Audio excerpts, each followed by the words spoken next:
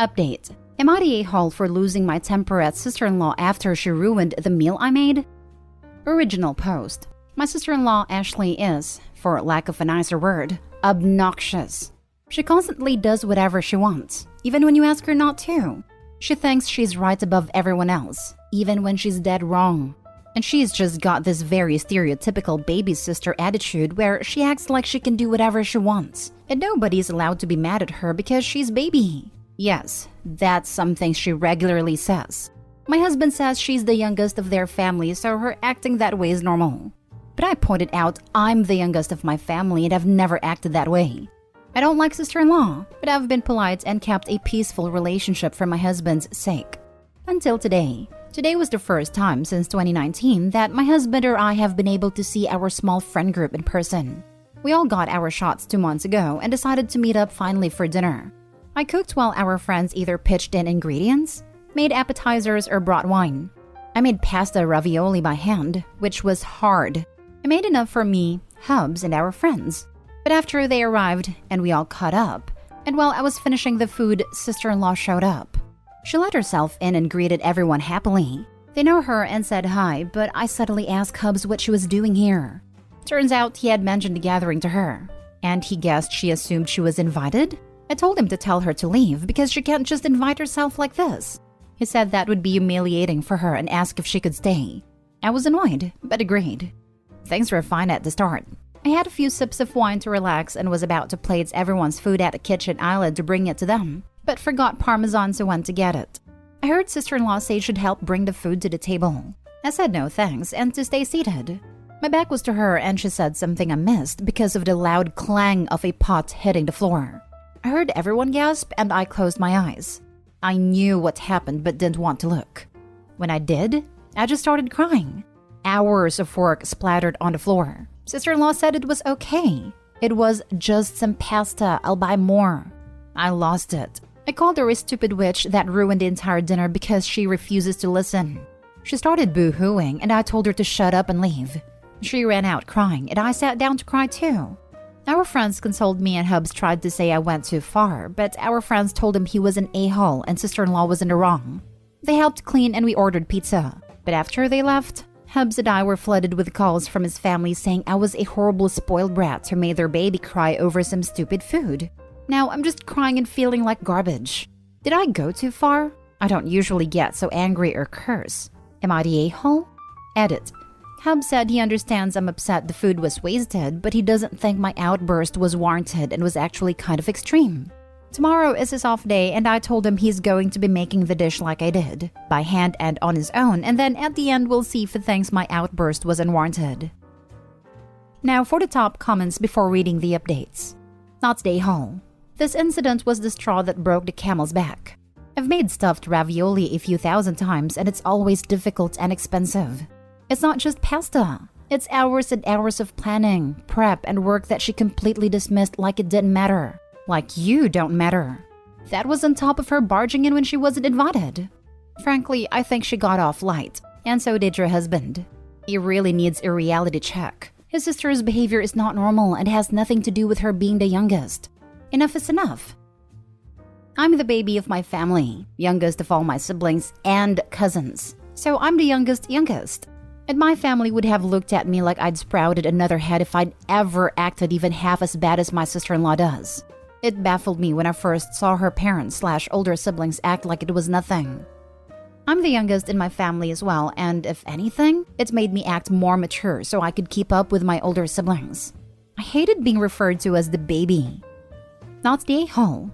You overreacted in a moment of high temper, but she inserted herself into a dinner uninvited, disregarded the hostess's wishes, and then downplayed her disaster. You had every right to be upset, and she decided to turn the family against you. She's the a-hole. I don't usually flip out like that. I'm very level-headed, but seeing my hours of hard work dumped on the floor just broke me. Since she offered to buy more, hand her an invoice to cover the cost of ingredients plus an hourly charge for how long you spent making them. $50 an hour sounds reasonable, right? Sounds good to me. You never mentioned her actual age? She's 31. Oh geez, you just made my feet curl in cringe.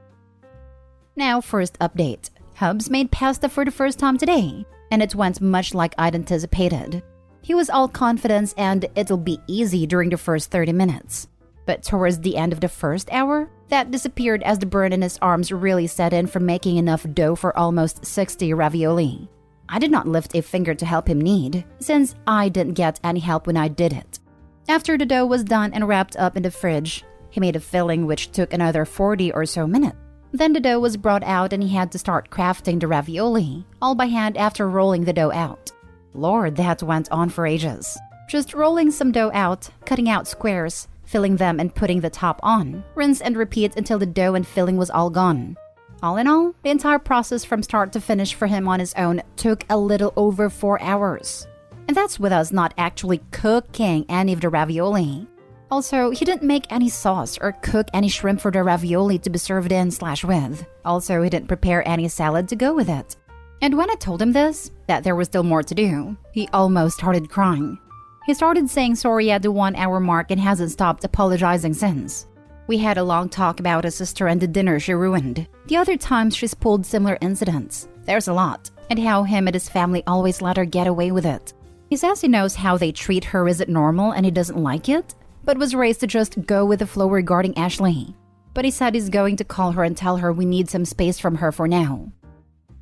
Second update. Hubs just got a message from his cousin of Ashley laughing and bragging about intentionally spilling the pasta to teach me a lesson for being such a snobby witch. A handful of you all thought she did it on purpose, but I didn't actually think she did until hearing her admit to it. I have never seen my husband this angry before. I don't know what's going to happen now. Now for the final update. Hi everyone. So much has happened since the pasta fiasco that I'd honestly completely forgotten about this account until this morning.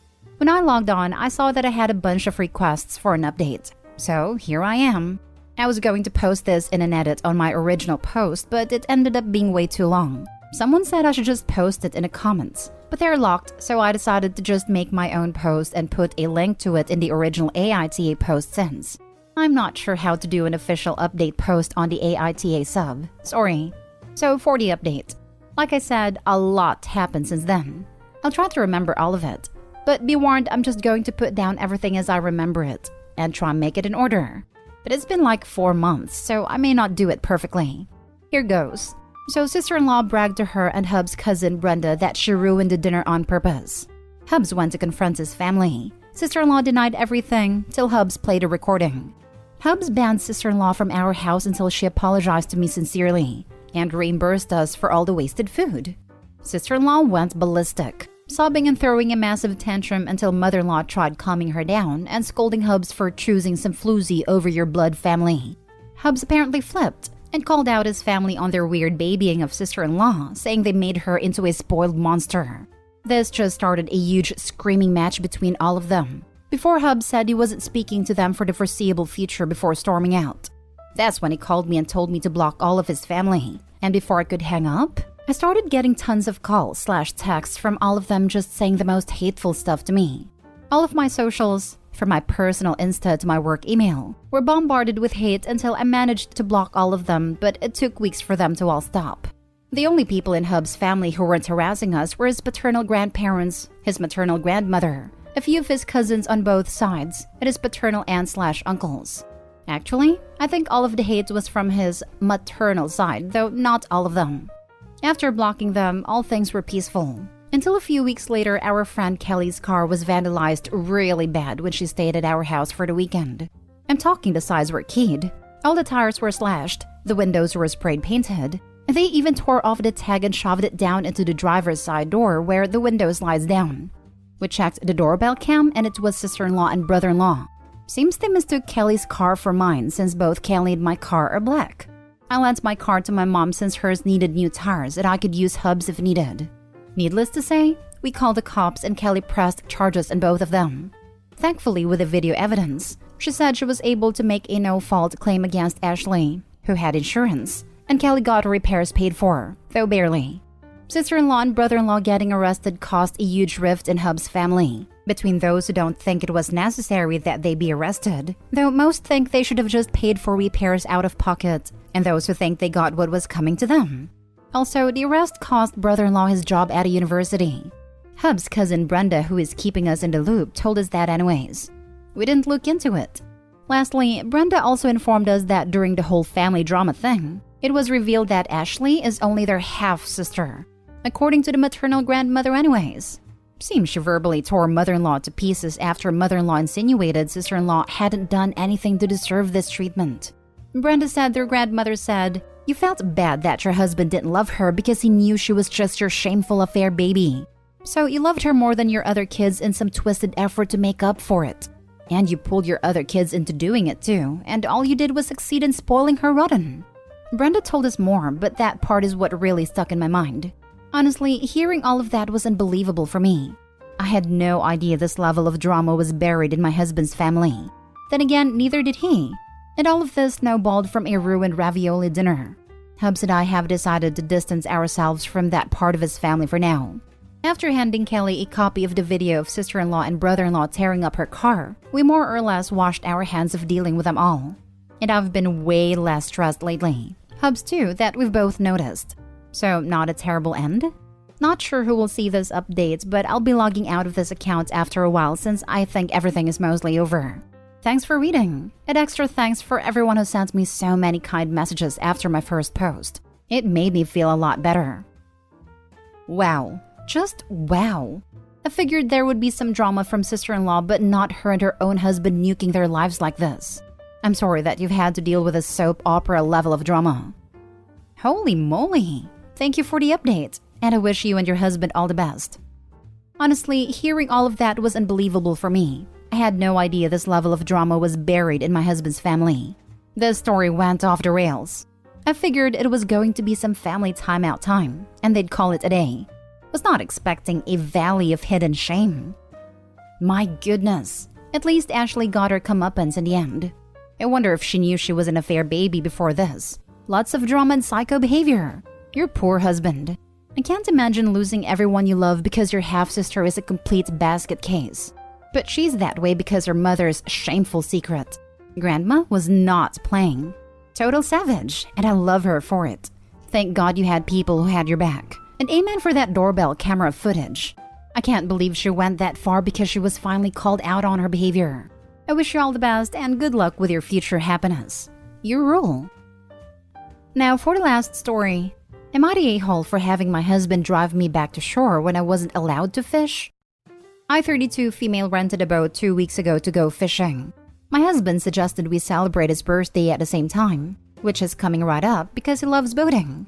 I had no problem with it, but the whole rental was originally so I could fish. He invited our mutual friend Greg along, which was no big deal. But it soon turned into Greg driving everywhere and telling us to relax and have a few beers. He refused to sit on one spot for more than 10 to 15 minutes, so I wasn't able to fish at all. Every time I would have a line out for more than 5 minutes, he would ask if we were ready to move on to the next spot. At one point, even bringing us to a crowded sandbar beach where I obviously wasn't able to fish. Roughly 3 hours in, I asked if they could stop driving around so I could do some fishing, and he immediately stopped the boat. No questions asked. But it got really awkward after that. Greg making comments about how he wished he liked to fish, so he could understand the hype of sitting in one single spot while on a boat, because he can't stand it. Heavily sighing and pacing the boat, etc. I know for a fact he wasn't trying to be a prick. He truly just couldn't stand sitting in one spot so that I could fish. So my husband at this point was getting uncomfortable with how awkward Greg was unintentionally making things, and said, "Well, babe, are you about ready to move to the next spot?" At this point, I just asked them to bring me back to shore. Both of them started protesting and apologizing, saying it was fine and we could stay there longer. But at this point, I was so over the entire trip because I didn't get to fish more than 25 minutes at this point. They bring me back to shore, still apologizing, and Greg saying he was sorry for ruining my fishing trip. And I just said it was fine and walked off to my car without saying another word to them. Well, after my husband got home, he was really quiet. And when I asked why, he said that it was a bummer that I chose to leave instead of just enjoying the boat for what it was. He said he understands my frustrations, but he couldn't understand why I took it to a level of ruining my entire day and leaving him on a boat that was meant for us. Greg paid me half of the cost I spent to make up for it too. So now I'm wondering if I'm really in the wrong considering the whole point of me getting the boat was to go fishing. Am I the a-hole? Edited to add, both Greg and my husband knew I rented a boat to fish. My husband even brought his fishing pole but didn't end up using it. Now for the top comments. Not the a-hole. Inviting Greg defeated the entire purpose. Lesson learned, I hope. The boat wasn't for the us he mentioned because Greg was also there. I would understand if it were two couples, but a married couple plus husband's friend is just strange and awkward. Plus, he hijacked your fishing trip. He could have said, or asked, to just enjoy this weekend with him during his birthday and go fishing another time. Edit, he had his fishing pole with him, so he knows how fishing works. He just wanted to get drunk on a boat. It doesn't have to be awkward.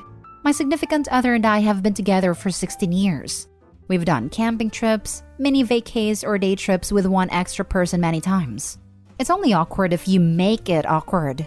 We make a point to be welcoming and chill. That being said, Greg took over the trip, which is rude since he was invited along and didn't take part in planning. If either OP or her hubby knew Greg was going to want to drive around the whole time, maybe he wouldn't have gotten an invite. Also, if I rented a boat, I'd be the only one driving.